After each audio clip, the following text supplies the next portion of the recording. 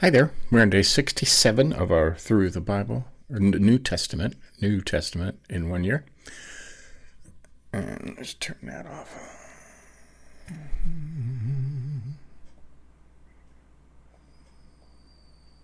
There we go. So, and these are short studies. This is Mark 11, 1 through 18, beginning of it. And this is the triumphal entry, Palm Sunday, some people call it. Now, when they drew near to Jerusalem, to Bethphage and Bethany at the Mount of Olives, Jesus sent 2 disciples and said to them, "Go into the village in front of you, and immediately as you enter it, you will find a colt tied, on which no one has ever sat. Untie it and bring it. If anyone says to you, 'Why are you doing this?' say, 'The Lord has need of it, and will send it back here immediately.'" And they went away and found a colt tied at the door outside in the street, and they untied it. And some of those standing there said to them, "Why are you doing this, untying the colt?" And they told them what Jesus had said, and they let them go. Right? And they brought the colt to Jesus and threw their cloaks on it, and he sat on it.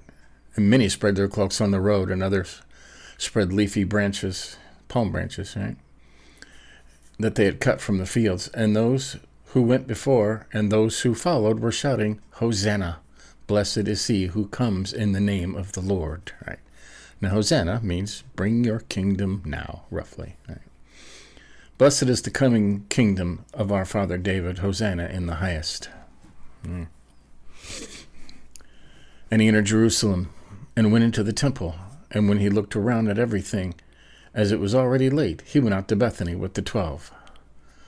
All right. Now, it doesn't say much about this, but it is a big deal. There was a lot of people. All right. The same people who would later be calling to crucify him. Okay. Followers, sheep. Right. And you wonder about the colt. How did he know there was a colt tied there? Okay. He's God. Jesus curses the fig tree. On the following day, when they came from Bethany, he was hungry. And seeing in the distance a fig tree in leaf, he went to see if he could find anything on it. When he came to it, he found nothing but leaves, for it was not the season for figs. And he said to him, "May no one ever eat fruit from you again." And his disciples heard it. All right, and we'll find out later that the fig tree died. And they came to Jerusalem, and he entered the temple and began to drive out those who sold and those who bought in the temple. And he overturned the tables of the money changers and the seats of those who sold pigeons. And he would not allow anyone to carry anything through the temple. And he was teaching them and saying to them, Is it not written, 'My house shall be called a house of prayer for all the nations'? But you have made it a den of robbers." And the chief priests and the scribes heard it, and were seeking a way to destroy him, for they feared him, because all the crowd was astonished at his teaching. Right. Now, you were supposed to bring your own sacrifices from your own flocks and your own herds, the very finest, right? You weren't supposed to go to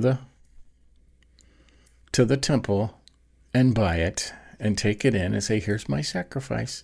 Okay? It didn't work that way.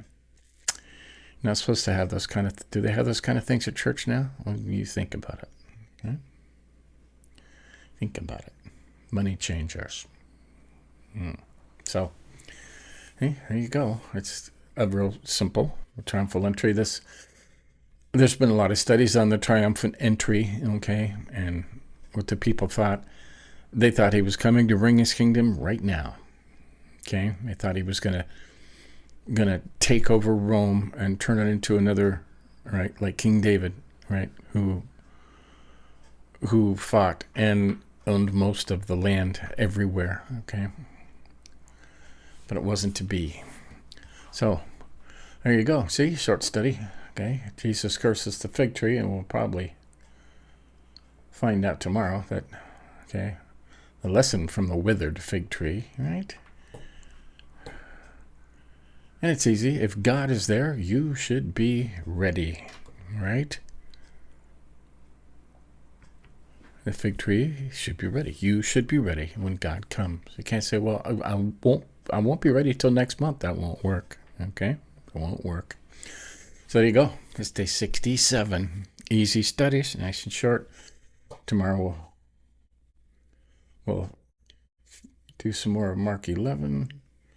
Yep, tomorrow Mark 11, and then the next day we'll do Mark Mark 12. Okay, more parables. So there you have it. Like I said, easy studies. Okay, this is a easy study. It will get longer later on as we need to tear apart some of the scriptures and the epistles and the letters, and especially into Acts. Okay, Acts covers the whole history of the apostles. So we'll tear that one apart. But this is Jesus. Okay, what he did was very simple. A child could understand it. Okay, and you're supposed to understand it as a child. So there you have it. Give us a like if you think about it, and stay tuned tomorrow. We'll continue. See ya.